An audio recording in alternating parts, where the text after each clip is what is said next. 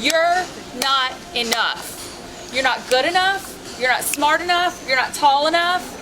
You're not pretty enough. You're not thin enough. You're not enough. How many of you guys have ever said that to any of your friends?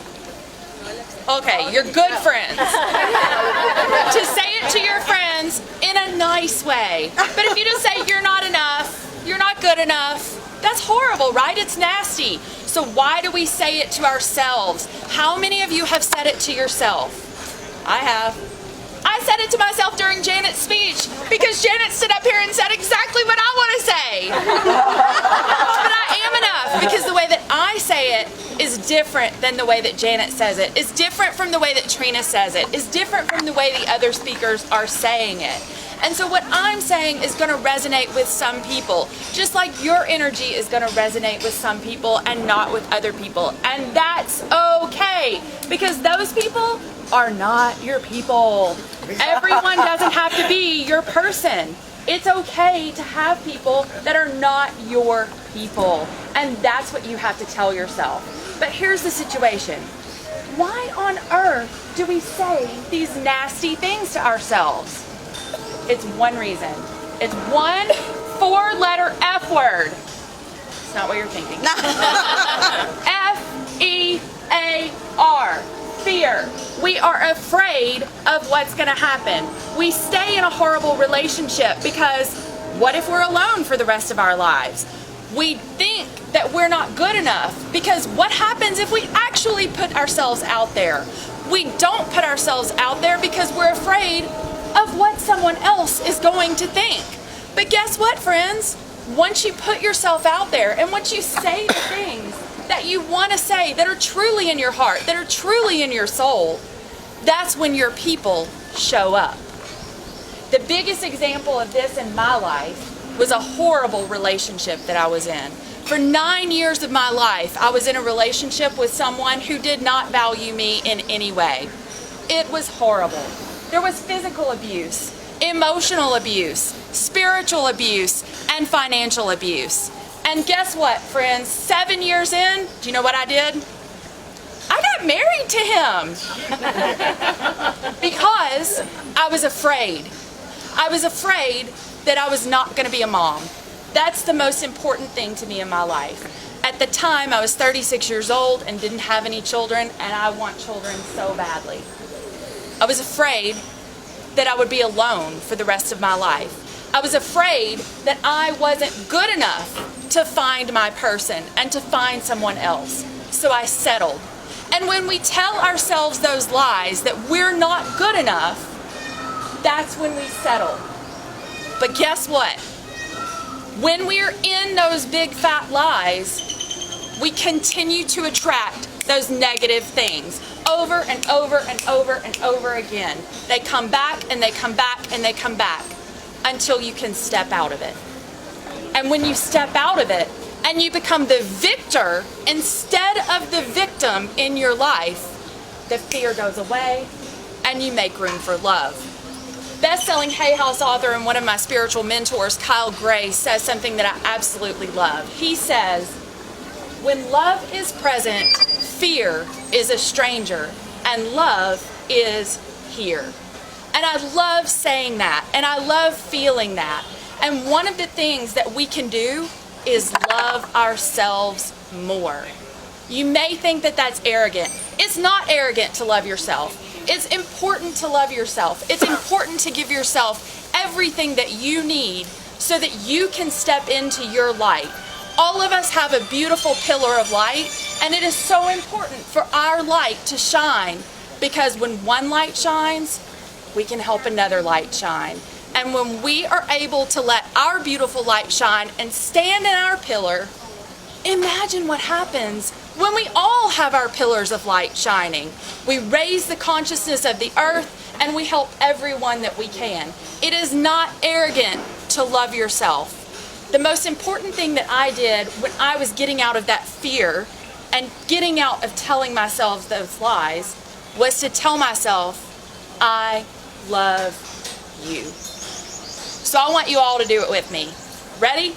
I love you.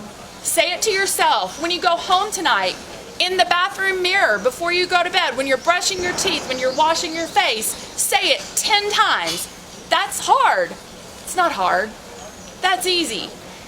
Fake it till you make it with the loving yourself. If you tell yourself over and over and over again, it's eventually going to stick a little bit. And once you love yourself enough to get over those fears and become the victor instead of the victim in your life, you're able to move forward much easier. And you're able to let your light shine so that you can help others let their light shine as well. This little light of mine, I'm gonna let it shine. This little light of mine, I'm gonna let it shine.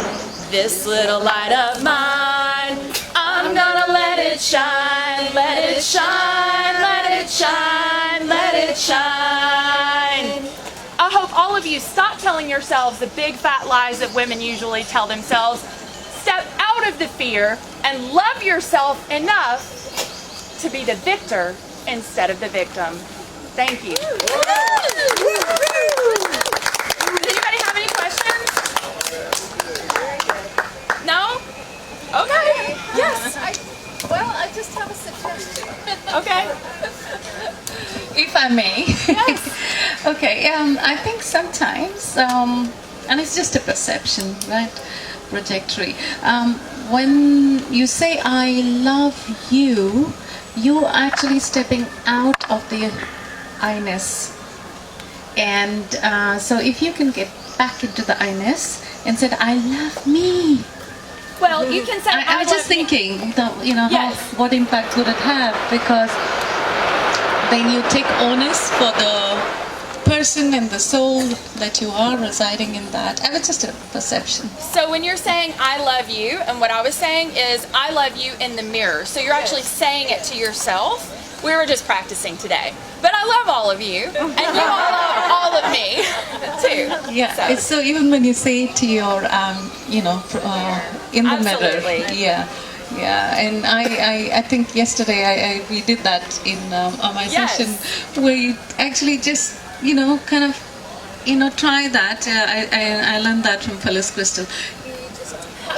Hug yourself, absolutely. You give yourself a tight hug and I love me. Yes. Comes from the soul and feels really good. Absolutely. Robin? I just think sometimes it's I think it's really what we identify with in ourselves. And so somebody could say, I love me, and that's very deep and moving to them. For me, when I look in the mirror and I do it, I say, Robin. The naming of me is what is important to me in that identification. So I say, Robin, I love you. Yes, absolutely. And on my mirror, what I do is I have a dry erase marker and I write, Angela, I love you. I really, really love you. And I see it every day. It's on every single mirror in my home. It's on my bathroom mirror. It's on my dressing mirror. It's everywhere that I have a mirror. Angela, I love you. I really, really love you. And one of the things that I do is I create symbols that I work with, and those symbols are the things that I feel more comfortable planting around, because some of this space for me is very, very intimate and personal, and I live with another person. And so I put, in ritual, I create symbols, and those symbols are things that I've connected with my subconscious about that have the meaning for me. And so when I'm looking around my home, I can see the symbols and allow my subconscious to take that message in. That is such a great idea, to create symbols, and then that way you don't have to worry about if your housekeeper sees it or somebody else sees it, if you're worried about that kind of thing. But that's amazing, Robin. I love that idea. I'm going to use that. I'll give you credit. No credit needed. So, Angela, I'm linking the two together, Janet's and yours, both absolutely brilliant. But when Janet said, what do you say that you're not, I am, what was it you asked me? I am like... Yeah. So, I couldn't even think what to say, because I always say, I'm enough. That's amazing. I say it so much all through the day, even just as a little reminder when there's a little doubt coming, when a little niggle there. It's like, I'm enough, I am enough, I am. And then you're using the I am. as well, Right. which of course is so powerful. Yes. So just a little So- trick that I do. So I'll tell you a secret. I think the reason that you said I'm not young enough when Janet asked I made that up was because I don't believe it. I know. Because I know I'm enough. I needed to hear it because one of the lies that I tell myself is that I'm not young enough to have a child. Yes. So that was for me. Thank you, Suzanne. I just had to grab something out of the ether, and it's like, well, I'm not feeling fat, but I'm enough. What do I say? Oh, I'm young. Sorry, Janet. That was a message for me, and I appreciate it. Anybody else? Okay.